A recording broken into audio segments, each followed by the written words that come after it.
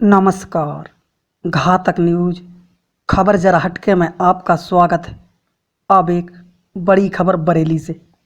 जान से मारने की धमकी के विरोध में एसडीएम को सौंपा ज्ञापन।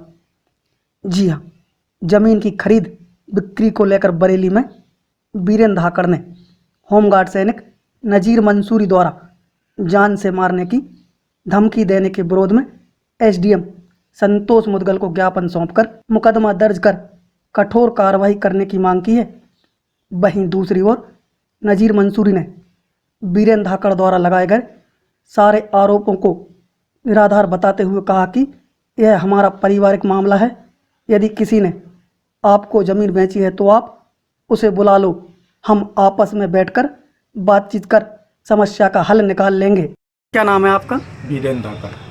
अभी जानकारी लगी है कि आपने एसडीएम साहब को कोई ज्ञापन सौंपा, क्या है मामला? मामला कुछ नहीं है, अपन ने एक वजीर खां की ज़मीन ली है कामतौन की, जी। तो उसमें कागज़ देख के अपन ने ली है। उसमें कुछ ऐसा मैटर नहीं था। 3 लोगों के नाम है, वो एग्री हैं करने को, है ना। ये चौथा नाम उनके चाचा का लड़का है शायद, उनके परिवार का, नजीर खां। तो वो कह रहे हैं आपने अगर ये ज़मीन मतलब वापस कर लो, नहीं तो हम सर कलम कर देंगे। और हिंदू मुसलमान वाली वो बात कर रहे हैं। मतलब क्या आश्वासन दिया एसडीएम साहब? एसडीएम साहब बोले कि आप जल्द से जल्द कार्रवाई होगी। एसडीएम के अलावा भी कोई आवेदन दिया है आपने तहसीलदार या टीआई साहब को दिया है।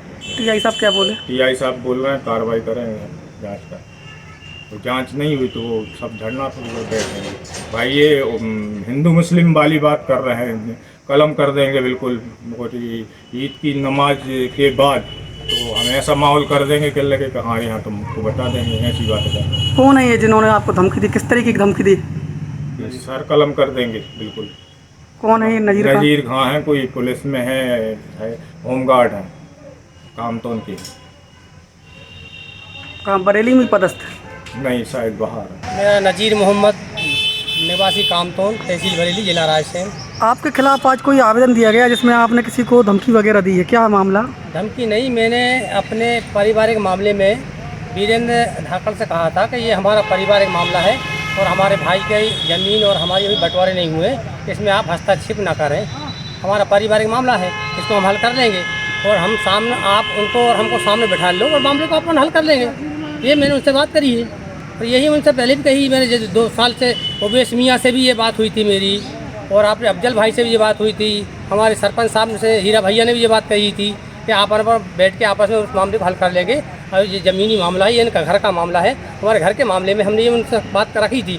अब आगे आप बीरेंद्र भाई से हमने यही बात कही थी कि बीरेंद्र भाई जी हमारा घर का मामला है, आप अगर इसमें आगे आ रहे हैं तो सामने वाली पार्टी को भी बुला लो और हमको भी बुला लो, मामला हल हो जाएगा। ये परिवार का मामला है, इसमें आप मतलब किसी भी तरह से ये ज़मीनी मामले में आप हमारे बीच में नहीं आए। हमारे भाई का और हमारा अभी बंटवारा नहीं हुआ है। ये पुरानी हमारी संपत्ति है, मतलब पैतृक संपत्ति है हमारी, ये हमारे खानदानी बाप दादों की संपत्ति है। तो हमने बीरेंद्र भाई जी अच्छे से कहा था। इसके बाद बीरेंद्र भाई के लगे बहुत हमने ले ली है। तुमने ले ली है तो कौन से ले ली है? वो कौन साहब है जिस बेचने वाले में, तो उसको सामने आ मेरे लाने। भाई मेरी संपत्ति बेचने वाला कौन हो सकता है? मेरी ज़मीन को, मेरे घर को कोई बेचेगा तो सामने वाले से कहूँगा भाई आपने लिए तो कौन से लिए? भाई उसको आप मेरे सामने बुलवा लो, अधिकारियों के सामने बुलवा लो, टीआई के सामने बुलवा लो, एसडीओ साहब के सामने बुलवा लो, एडीएम साहब के सामने बुलवा लो, जहाँ चाहो वहाँ बुलवा लो, मुझे भाई रख लो। कौन साहब है वो? मैंने ये बात उनके सामने बीरेंद्र से कही, मोबाइल पे मैंने यही बात कही। अब जहाँ से इसमें धमकी कौन सी बात आ गई इसमें? और मैं अभी भी निवेदन कर रहा हूँ बात है कि भाई सामने वाले को आप मेरे सामने बुला लो। अभी भी मैं बार बार कह रहा हूँ कि यहाँ पर सामने वाले को बुला लो। हमारे भाई खानदान पारिवारिक मामला है, उनको यहाँ पर बुला लो और अपनी और तुम्हारे बीच में बैठ के बात हो जाएगी, उसका निकाल हो जाएगा।